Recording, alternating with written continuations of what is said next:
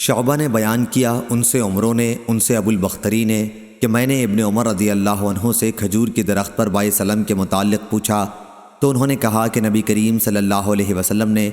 پھل کو اس وقت تک بیچنے سے منع فرمایا ہے جب تک وہ نفع اٹھانے کے قابل نہ ہو جائے۔ اسی طرح چاندی کو سونے کے بدلے بیچنے سے جبکہ ایک ادھار اور دوسرا نقد ہو منع فرمایا ہے۔ اور پھر میں نے ابن عباس رضی اللہ عنہ سے پوچھا تو انہوں نے کہا کہ نبی کریم صلی اللہ علیہ وسلم نے کھجور کو درخت پر بیچنے سے جب تک وہ کھانے کے قابل نہ ہو جائے، اسی طرح جب تک وہ وزن کرنے کے قابل نہ ہو جائے منع فرمایا ہے۔ میں نے پوچھا کہ وزن کیے جانے کا کیا مطلب ہے، تو ایک صاحب نے جو ان کے پاس بیٹھے ہوئے تھے کہا کہ مطلب یہ ہے کہ جب تک وہ اس قابل نہ ہو جائے کہ وہ اندازہ کی جا سکے۔ صحیح بخاری حدیث نمبر 2249 2250